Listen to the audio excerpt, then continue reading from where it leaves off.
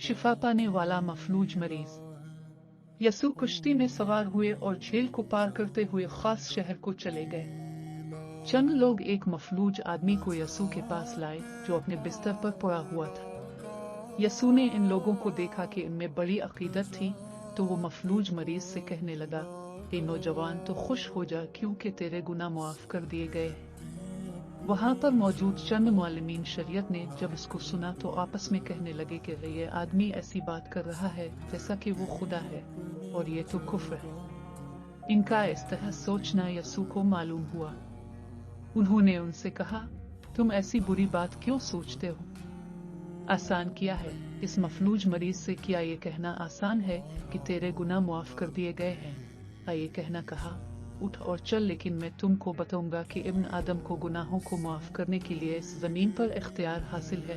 तुम जान जाओगे कि मुझे वो इख्तियार है। इसके बाद यसू ने इस मफलूज आदमी से कहा, उठ और तो अपना बिस्तर लेते हुए अपने घर को चला जा। तब वो आदमी उठा और घर को चला गया। लोग इस बात को देखकर खौफ ज़दा हो गए। लोग खुदा की तारीफ करने लगे कि इसने लोगों को इख्तियार दिया।